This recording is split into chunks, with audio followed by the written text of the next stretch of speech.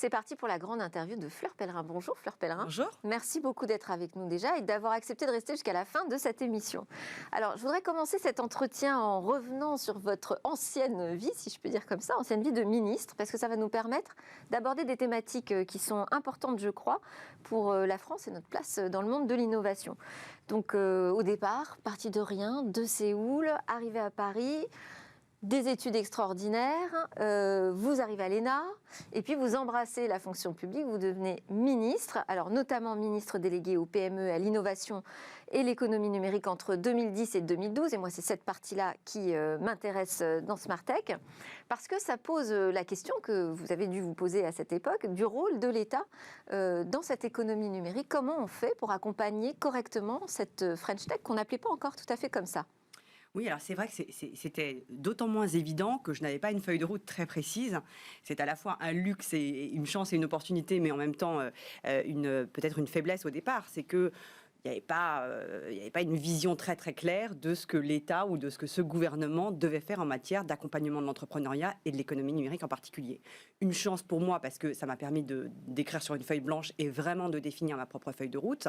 Une faiblesse parce que du coup, je risquais de ne pas être forcément très soutenue par mes chefs dans cette entreprise. Et donc, ce à quoi j'ai réfléchi en arrivant, c'est voilà, de quoi cet écosystème a-t-il le plus besoin ? Raisonnons en termes d'environnement des affaires, parce qu'en fait, j'imaginais bien qu'il n'y avait pas une seule mesure à prendre pour stimuler l'écosystème tech français. Il y en avait plein sur l'environnement réglementaire, fiscal, sur les conditions de financement, sur l'accompagnement à l'internationalisation, enfin, sur même l'état d'esprit entrepreneurial finalement, qu'on enseigne ou pas, ou qu'on stimule ou pas au moment des études supérieures, ou même de l'école. Donc il y avait plein de choses qui sont, à mon avis, constitutifs d'un bon écosystème, d'un bon environnement pour stimuler la création d'entreprises et surtout la croissance des entreprises. Et donc, c'est un peu sur tout ça que j'avais envie de travailler. Et c'est pour ça qu'on a créé la French Tech, parce que la French Tech, c'était Alors là, c'était au moment où vous basculez sur un autre ministère, au commerce extérieur. On est un petit peu plus tard, c'est en 2013 ? En fait, la French Tech, c'était assez tôt au début. Le commerce extérieur, c'était en 2014 et je suis restée vraiment très très peu de temps.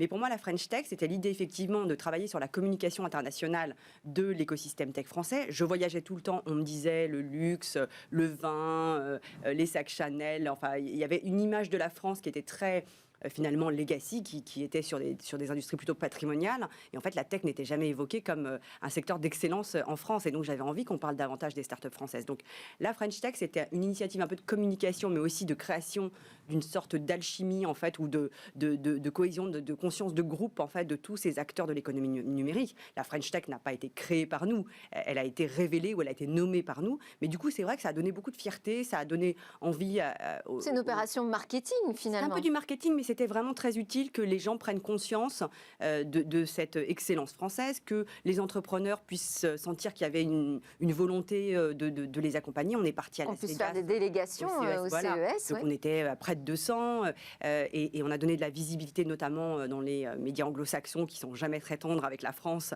à cette occasion. Donc on a commencé à avoir de la communication positive sur le secteur tech et donc cette révélation en fait de l'excellence tech française, de l'excellence des acteurs tech français a beaucoup joué aussi dans la dynamique, dans la création de rôle modèle, enfin le fait que des gens soient inspirés par ces créateurs d'entreprises et veuillent se lancer à leur tour dans l'aventure. Donc c'était quand même une dimension importante, mais évidemment c'était pas la seule.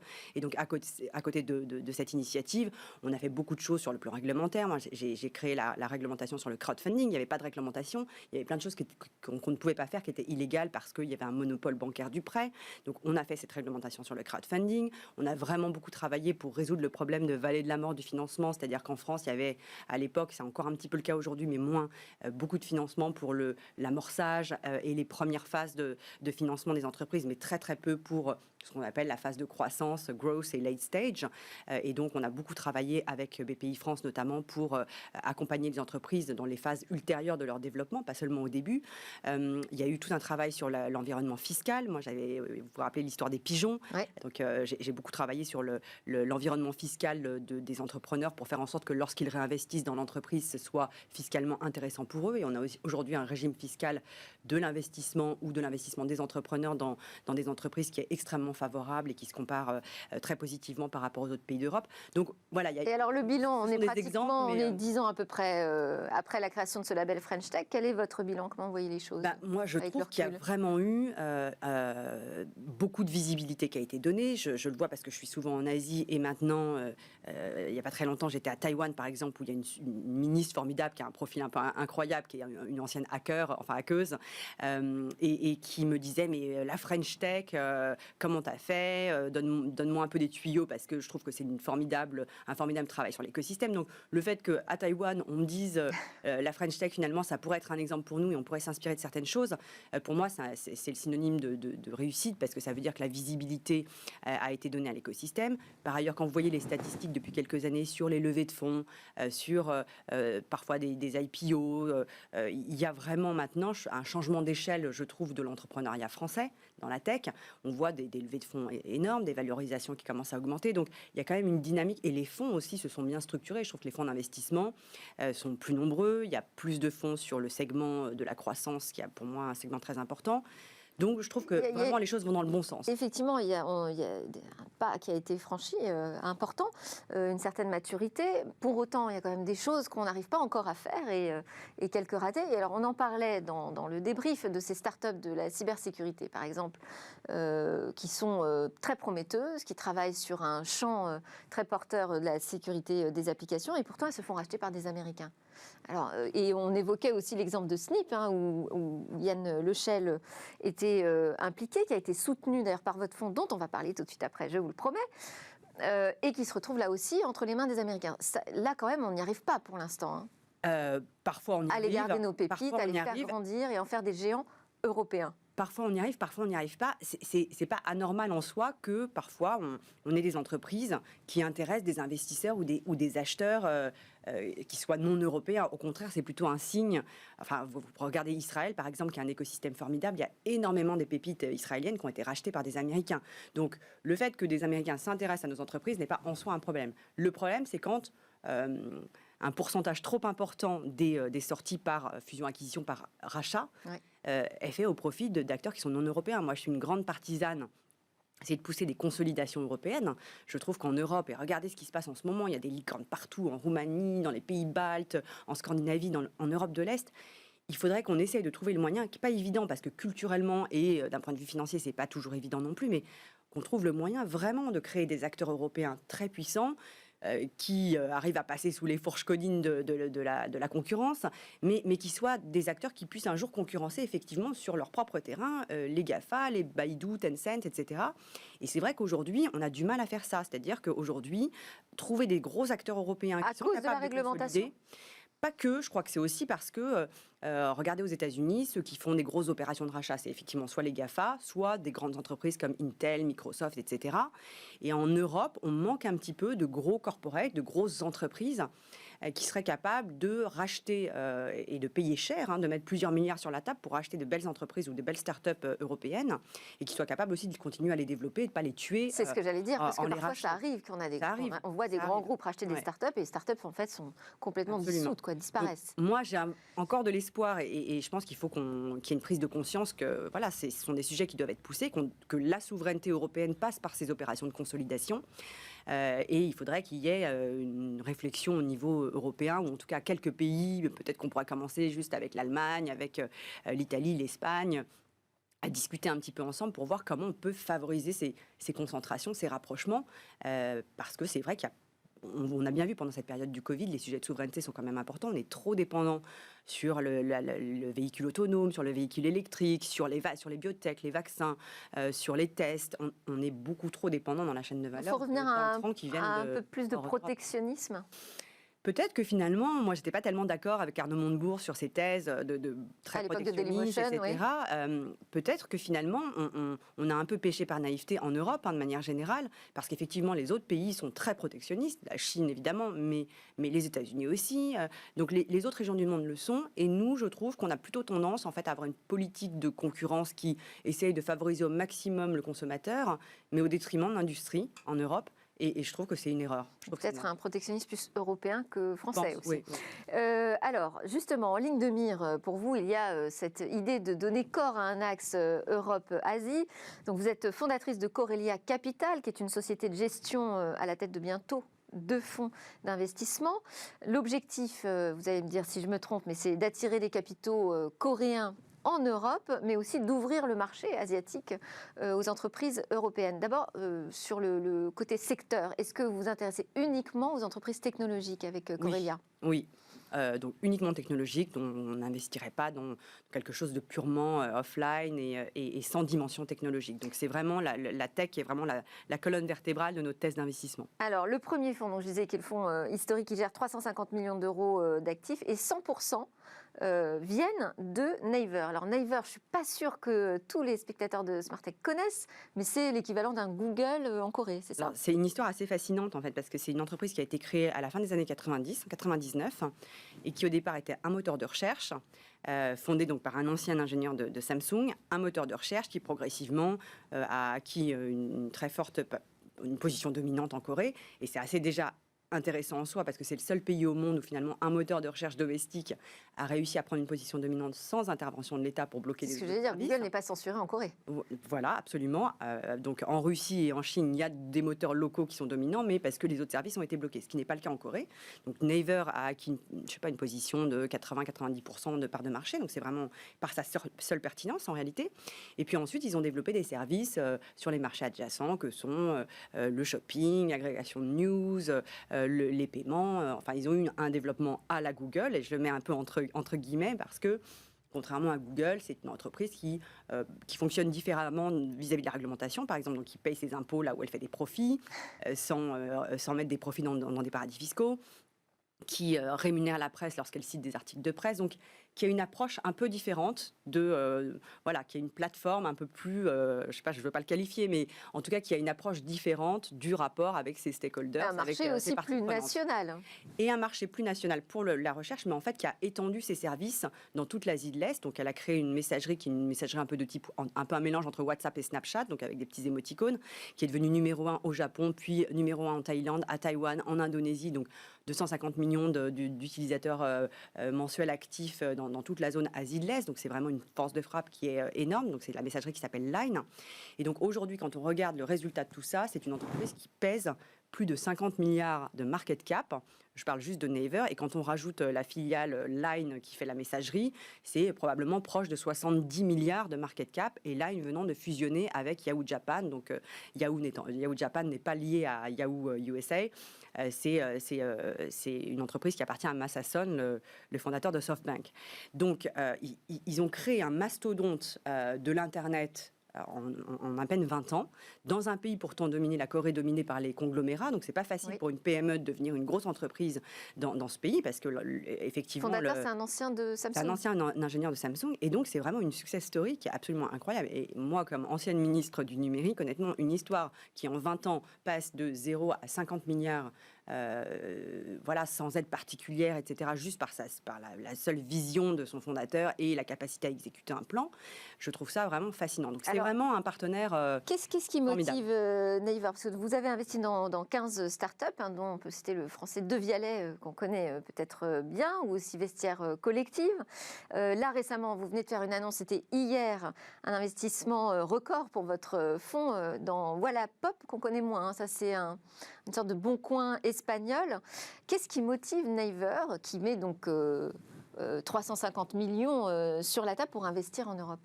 Alors, au départ, je pense qu'il y a eu une forme d'acte de foi, c'est-à-dire que c'était une entreprise qui était très asiatique, qui connaissaient mal l'Europe, mais qui sentaient qu'il y avait quelque chose qui se passait parce qu'ils avaient entendu parler de la French Tech, parce qu'ils voyaient bien qu'il y avait quand même un système de formation très performant, enfin qu'il y avait des choses qui pouvaient être intéressantes à explorer, mais qui ne savaient pas forcément bien comment le faire. Et en fait, quand on a discuté ensemble, on s'est dit finalement peut-être que pour essayer de créer des synergies et des coopérations, l'idée qu'on avait, nous, et la volonté qu'on avait, c'était d'essayer de rendre nos acteurs locaux plus forts dans la mondialisation contre les GAFA et Baidu, Tencent, etc., plutôt côté Asie.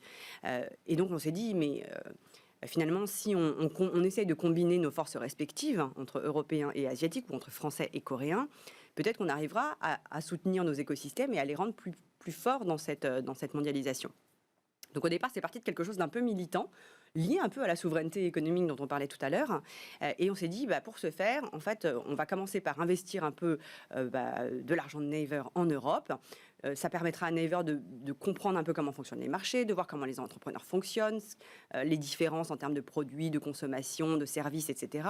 Et puis, en marchant, on verra comment on peut aider des acteurs européens à se développer en Asie ou à trouver des partenaires ou des investisseurs en Asie, donc vraiment à créer ce pont entre l'Europe et l'Asie.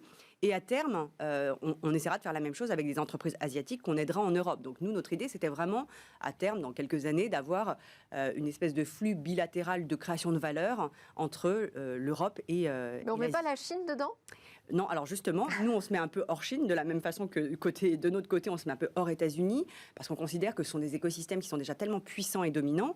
Nous, on a envie plutôt de favoriser ceux qui sont dans une situation un peu compliquée. On voit bien que aujourd'hui, il y a plein de choses qui font que les acteurs européens ont du mal aussi à concurrencer ces big tech multinationales.